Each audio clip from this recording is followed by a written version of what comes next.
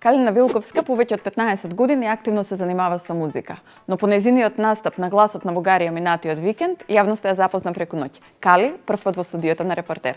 Здраво и добро ми дојде. Здраво, добро ве најдов. Мило ми е што си тука и тоа во период кога си главна во Македонија на музичка. Главна тема на дискусија. Благодарам за поканата и за вниманието општо. Мене ми е малку ова се што се случува во моментот Чудно и преку ноќ. Па да, реално е преку ноќ ваков тип на громогласна реакција. Иако ако некој ме праша, а како се чувствува Кали, ќе треба да одговорам многу евентуално. Збунето? Не толку збунета, не би рекла збунета, заради тоа што сум доволно долго на бина за да ме збунуваат лесно нештата. Повеќе би рекла дека треба да го искористам вицот од типот на пази кактус, касно палиш во буквална смисла на зборот. Убаво се чувствам. Не можам да се пожалам.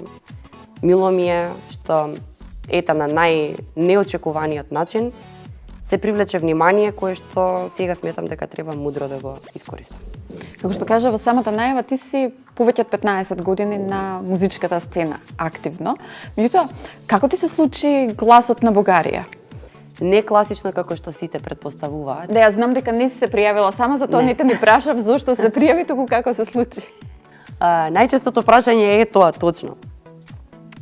Како, зашто сега, после толку време, зашто сега одлучуваш на ваков чекор? Кратко и јасно, бев класичен случај на откривање. Ми дојдоа на настап од продукција, јас апсолутно немав појма со кого дискутирам кои се луѓето пред мене што стојат. Многу професионално, многу спонтано, многу суптилно од нивна страна при оѓањето. Го гледаа настапот и во првата инстанца кога имаше можности да ми се доближат, ме повикаа на 2-минутна дискусија каде што ми се представија и ми објаснија зашто сакаат да ме поканат и во првата секунда реков не благодар. Ти настапуваше со твојот бенд, имавте со мојот свирка? бенд, да. Добро. Да, не се објаснив, не се изјаснив. Со Музаик, Добро. мојот матичен состав, имавме стандардна свирка во еден од локалите во Скопје, каде што во тој период бевме многу активни. И во суштина кастинг директорот, директорката, која што во тој момент се враќаше од нивни преси, не знам си некои други обврски кои што ги имаа во текот на тој ден и вечер во оваа земја, затоа што тие има одредено и термин за прикастинг за Гласот на Бугарија, за кој што јас апсолутно нити имав информации, нити пак уште помалку аспирации. Случајно, значи, минувајќи, идејќи кон својот смештај во хотелот, се слушува музика, речава да застане, да види што се случува. Ова е лајф, ова не е диџеј, не е матрица, не е нешто. Чекај јас да видам што се случува. Цап, цуп, пред мене се стави, не се помери. И беше упорна до крај. Тврдоглаво си стоеше на ставот дека не верува во случајности, дека не треба да го одбијам нејзиниот предлог. Подолго убедување од нејзина страна и од страна на членовите од бендот.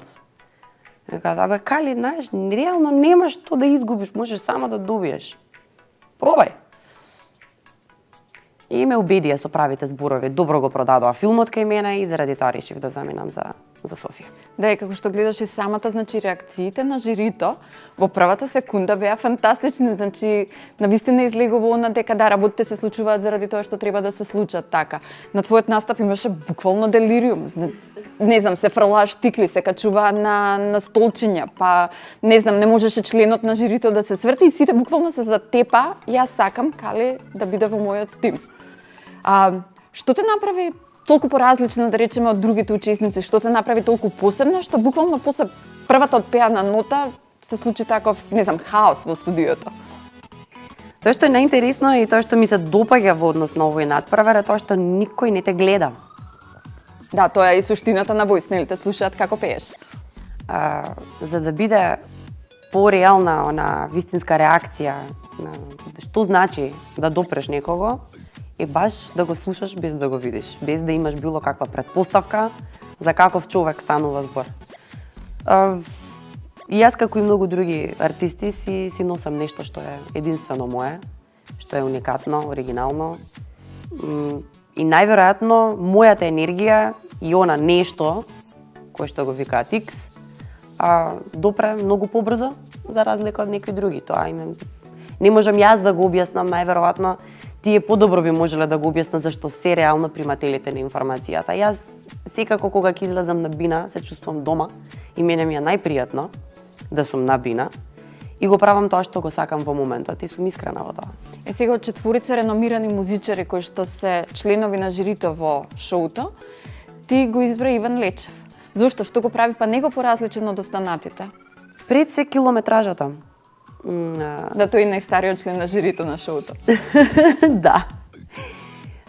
Господинот има навистина богато искуство и е меѓу ретките музичари од балканските простори кои што со сопствениот матичен состав има земено Греми награда. Што е импресивно. Што е импресивно и дури зачудувачки.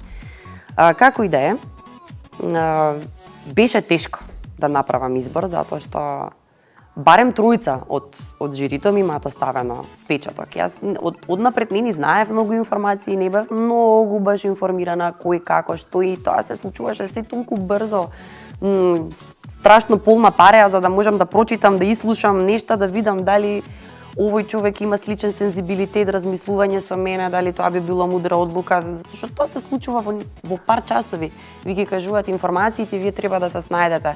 Поинаку претпоставам за кандидати кои што своеволно од сам старт биле решени да учествуваат во ова шоу, па имаат малку повеќе информација, следат сцената, ги знаат луѓето веќе за кого станува збор, а јас бев некако како исфрлен падобранец, буквално слетана таму од нигде никаде како изгубен германец, се снаоѓа во целата ситуација.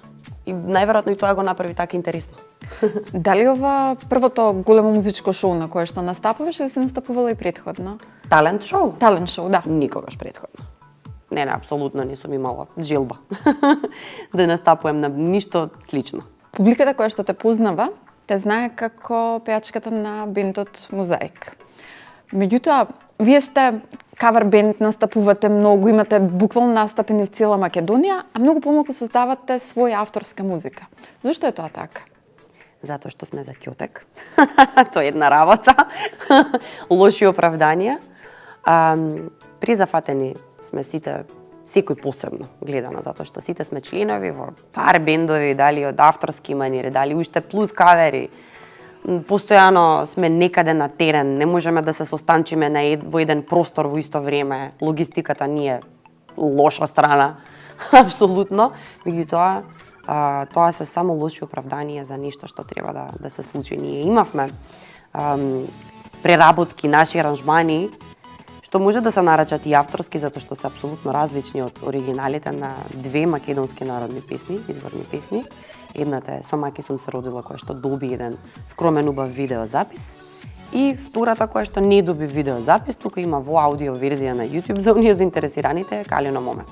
Кога разговаравме првиот пат, ми кажа дека сакаш да создаваш музика заради музиката и дека финансиите не се најбитната работа која што е врзана со музиката. Ако сакаш да создаваш, нели ќе направиш тој без пари, без никој да те финансира. И како резултат на таа твоја желба да направиш нешто интересно, нешто поразлично, нешто ново, пред неколку месеци го почна својот проект Калис Challenge Show. Може да ми раскажеш нешто повеќе околу тој проект за оние кои што може би сега прв пат слушаат дека такво нешто кај нас и постои? Музиката е уметност. Јас не верувам во создавање на уметност само за пари. Треба начално да биде заради тоа што најверојатно некој носи нешто со себе и треба да го сподели со останатите. Или барем да си го прочисти духот од сопствените демони, има начин како да го направи тоа. И затоа треба да создава, треба да сме сите луѓе треба општо да сме продуктивни во сопствениот сегмент, во сопствената фела. Треба да се биде плодна почва, да се раѓа постојано нешто. Музичарот треба да раѓа музика. Финансиите се секогаш, како и за сите, многу голем знак прашалник и тука стигаме до ние морални компромиси што ги правиме, поготово кога станува збор за уметност. Дали треба да одам во оваа насока, дали ми е паметен ново избор, дали комерцијалата која што продава и се заработува. До каде сум спремен да одам, колку сум спремен да направам компромис со себе и со сопствениот морален компас, дали е тоа начинот, секојдневни прашања. И баш поради фактот што кај нас општо музичката фела